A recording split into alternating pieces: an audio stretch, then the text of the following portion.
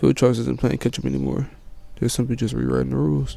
Fast glass, pro build, under $1,000. Let's talk about the 35mm 1.2. Ooh, Trey created that. So Viltrox, the new Sony. Yo, the Viltrox just released something crazy. 35mm 1.2, $999. Can you believe that? Can anybody believe that? That's crazy. $900 for a beautiful, bokeh, fast, reliable pro lens. Let's get into it. I'm breaking it down.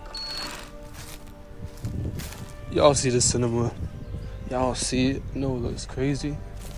I know this is a beautiful shot.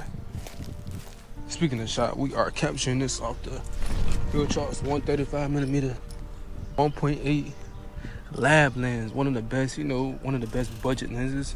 Speaking of like one of the best budget lenses, it's actually the same price as the 35mm 1.2, coming in at what, if I'm not mistaken, $899. So that just goes to show you that it's like, bro, Viltrox is really in a league of their own, and they really, pushing boundaries and pushing, actual weight of what they feel like they can accomplish with a great pricing, because other manufacturers just not doing them. Sorry, they're not. So obviously I don't have the lens. If I did, I would definitely have it in my hand right now.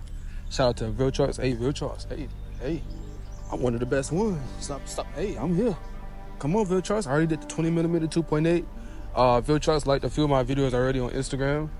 They see the progress, But let's get into the video. First of all, let's talk about the body. First of all, it does sport a 77mm filter in the front. So, you're able to put, honestly, usually when I get ND filters, I get 82, but, 72 is like right under that. So it is a very good, wide, almost, you could say, typical type of filter. Honestly, all you would need, if you're a person that get 82mm for everything, just get a 77 to 82 adapter. Boom, that's your issue fixed. You got it, you're good. Also, it does come with 2 customizable buttons on the body, which can be set for, if I'm not mistaken, you can set those to be different functions, like aperture or shutter speed, whatever you want to do, or like however you want to control it.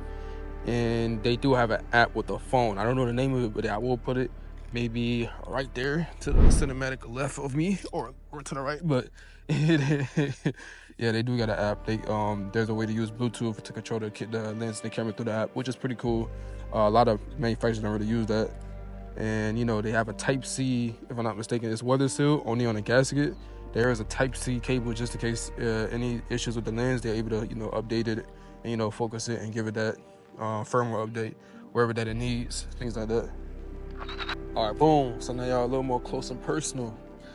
Getting on top of the fact that it does have those 2 customizable buttons, let's also keep in mind that it does have a LED screen. The LED screen is definitely, like, a lot of people say it's a gimmick. Honestly, I feel like it's kind of cool.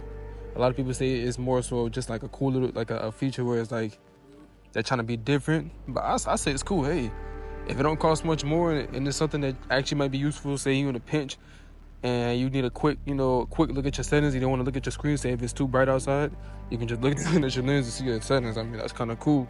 It's almost like when Canon came up with the top screen on the LCD screen with the Canon EOS R back in 2018, if I'm not mistaken. A lot of people said it was a gimmick, but it's to each his own. A lot of people use different things for different tools.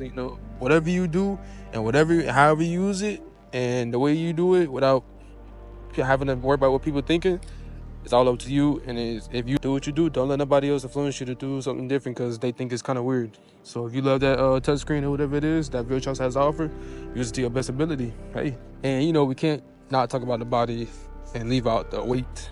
The weight is kind of crazy. I'm gonna be honest. Hey, it is a 1.2 though. You cannot expect something light and fun and cute. It's already cheap, what you expect. So it comes in at 920 grams, aka I think they say a little bit over 2 pounds. I know that's kind of crazy, but I mean, honestly, 7,200 is like 3-4 pounds. You got the Tamron 35 150. That's like 5-6 pounds by itself. It's kind of crazy. So I say to each his own. Can't really complain about that.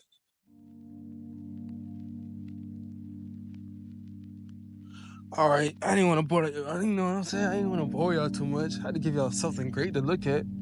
Talking about me, not the background, not this ugly background. No, I'm joking. Y'all see this beautiful? I thought I just saw walls. Y'all see this beautiful cinema shot. Cinematic. Watch this cinematic clip.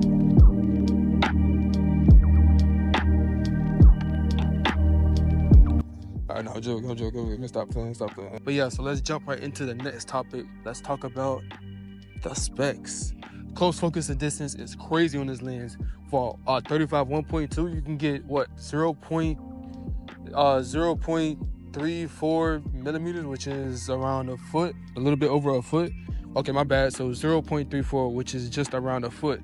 Bro, being able to get that close, I'm not saying it's gonna give you macro capabilities or it's gonna give you super close detailed shots, or because there is distortion. It's a 35 millimeter, so you cannot, honestly, if you're doing like a hair portrait, the face will be distorted and it won't look flattering. But if we're talking about subjects and just you actually photographing subjects or videography type things, 35, that is a beast. I ain't gonna lie, that has to be a beast. That's very different. Honestly, I like it, and I feel like it could be used in a lot of different situations where you're doing like B-roll, things like that for YouTube. Now let's get into kind of like a downside with displays. I would definitely say the focus breathing. So as far as I seen from the actual video, the focus breathing is pretty noticeable. I say only. The only reason why it has bad noticeable focus breathing is because it's not a native Sony lens. Sony only provides focus breathing for the actual native lenses, and third party they kind of like just say, hey, you're not getting this feature. It's for premium users only. Just like when you shoot on a fast shooting camera like the 89 or whatever, they don't allow you to shoot no more than 15 frames per second, which is kind of a bump. I mean, it's not a bump, honestly. You get premium, you stay in the Sony ecosystem, you get the premium. So I definitely understand that. But, it's not that bad. It doesn't perform too bad, as you can see in the B-roll footage. It's not that bad. It's doable.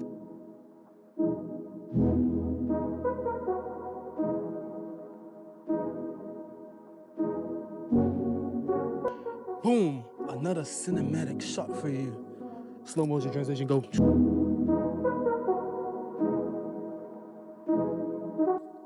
All right, back to business. Let me stop playing before the sun go down. It's almost down. But y'all want my opinion on it? I think it's a very great lens. I would love to use it in real life. 135, 1.8 is great, but I love that 35 millimeter look. I feel like it got that natural, that's kind of what our eyes see in the real life. So I feel like that really captures like the natural look of what we really see. I really think Viltrox is really coming up. I mean, I'm very proud of them. Keep doing your thing, Viltrox. I love what you guys are doing. This is crazy. I want to keep investing in you guys. I'm really believing in Viltrox. I really think Viltrox is gonna go from third party to first. No, I'm joking, but Viltrox really does have the potential. Like I don't know. They're up there. They made their mistakes. They learned from it. They came back, did better, showed the people what they're capable of. Listen to the people. Continue to evolve and continue to do what they do best, which is come out with great lenses for affordable prices with great high specs. Can't beat them. Viltrox 2025, one of the best companies. I'm sorry. The only downside to it is the fact that maybe it's not for all mounts. If I'm not mistaken, it's only for E mount and Fuji X mount, if I'm not mistaken.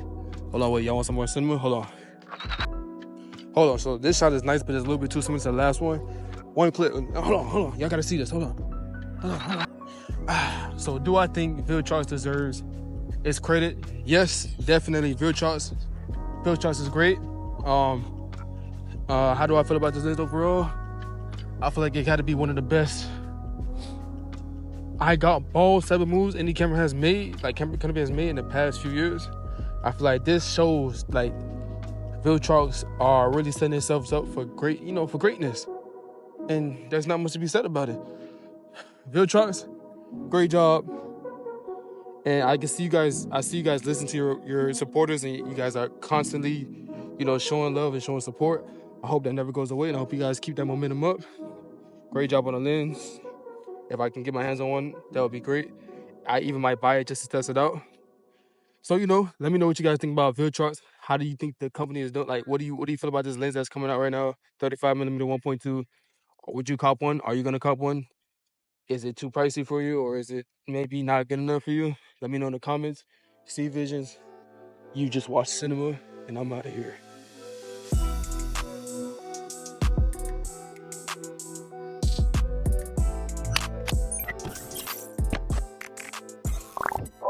Ooh, Trey created that.